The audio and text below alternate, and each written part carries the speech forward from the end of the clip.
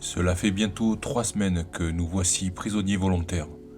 Nous sommes enfermés dans un des rares exils secrets garantissant notre sécurité. Une cellule sordide, froide et humide, un des derniers étages habitables.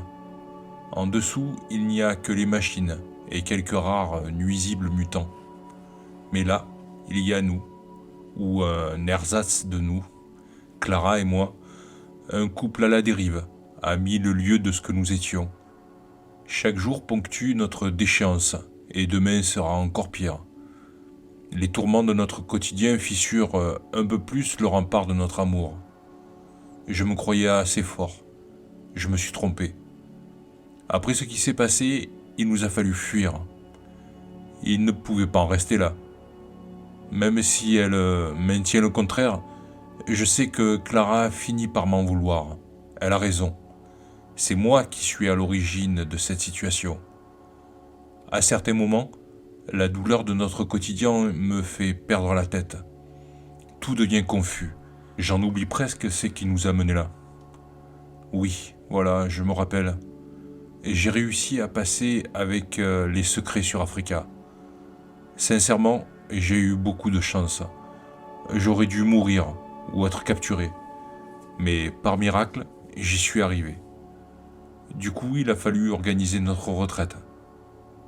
Nous nous sommes cachés ici, dans cette zone morte qui nous tue peu à peu. Gabriel, mon frère, ainsi que l'oncle ont dû également se soustraire au regard de nos services secrets. Nous voici tous clandestins et recherchés. Mais tout n'a pas été vain. Au plus profond de moi, dans mes registres les plus cachés, j'ai pu sauvegarder les données. Nous sommes en grand danger car nous savons. Et l'État ne souhaite pas que la vérité infecte l'ordre social. Qu'on le veuille ou non, c'est à cause de moi que nos vies sont détruites. On ne pourra plus faire comme avant. Vivre caché est notre seul espoir de vivre tout court. Mais là, dans ce cloaque, la vie n'est plus une vie. Il fait froid, sombre et humide. Les murs suintent. La crasse est partout. Elle s'infiltre partout. À tel point qu'elle pollue nos âmes. J'en viens à penser à me rendre. Folie suicidaire, passagère. Fort heureusement. Je me raccroche à elle, Clara. Même les plaisirs charnels n'ont plus leur place dans notre quotidien. Nos disputes sont de plus en plus fréquentes. Être constamment ensemble finit par nous épuiser l'un de l'autre. Le stress l'emporte parfois sur la raison. La crise de nerfs peut même exploser à tout moment. Une nuit, elle s'est même jetée sur moi, et toute idée d'amour ou de tendresse était bien loin de l'animer. J'ai été brutalement réveillé par une furie nocturne. Elle me chevauchait en larmes tout en hurlant et en me frappant de toutes ses forces. Mon réveil fut explosif. Je l'ai repoussée violemment et me suis mis en position de riposte, prêt à frapper en plein visage. Elle n'a eu que quelques dizaines de secondes pour éviter le geste de trop. Au dernier moment, j'ai cogné à côté.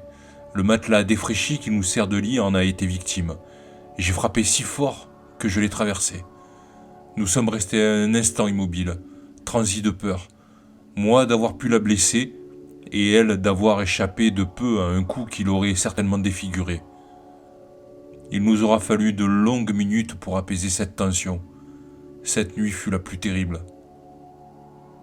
Mais il nous faut faire face, continuer malgré tout. Et nos réserves se sont vidées. Aussi, il faut se réapprovisionner en doses d'énergie. Même si nous sommes peu actifs, nos corps artificiels réclament leur dose d'énergie et autres fluides synthétiques. Du coup, ce besoin est un nouveau prétexte pour se jeter au visage notre colère respective. Le fait de sortir pour chercher de quoi nous alimenter ressemble à une distraction salvatrice. Sortir enfin, respirer à nouveau l'air impur de la cité. Presque comme si les odeurs nauséabondes du dehors devenaient subitement aussi douces qu'un champ de fleurs. La lutte a été intense, mais je tiens à la préserver. Aussi, j'irai nous chercher ce qu'il nous faut pour quelques jours. J'enclenche toutes les parades anti-détection que m'a confié Jacques. Elles font de moi un véritable cyberfantôme, Je n'existe plus.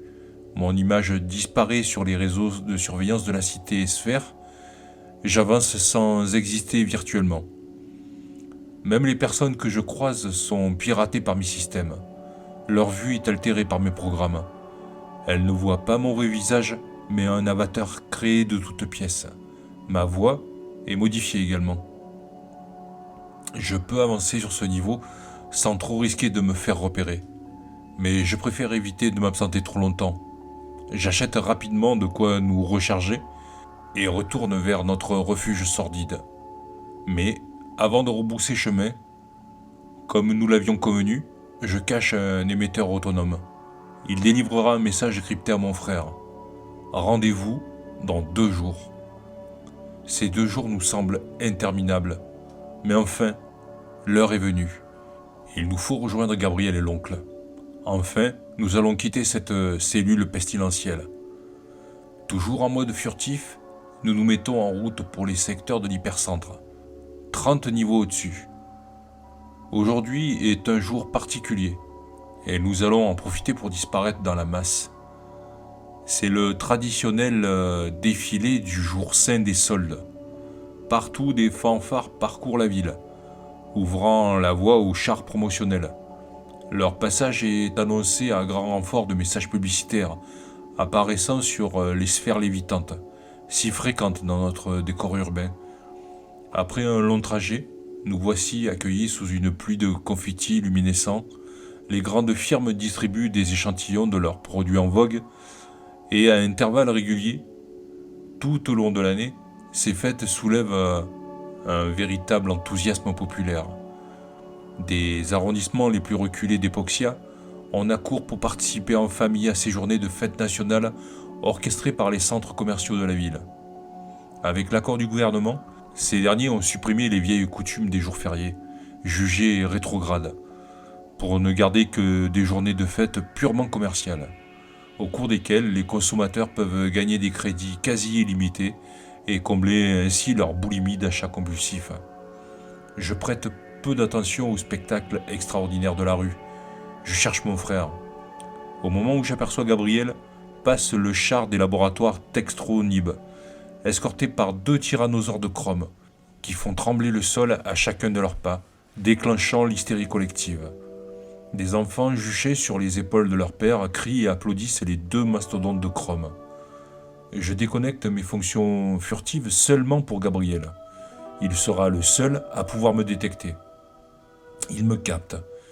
Et nous pouvons enfin nous rejoindre. Enfin, vous voilà. Je commençais à m'inquiéter. Jacques nous attend dans le Kanzer. Il va se mettre en sécurité. Il s'approche pour nous serrer dans ses bras. Subitement, il me repousse, se ravise et reprend du recul. Notre hygiène a été plus que négligée ces derniers temps.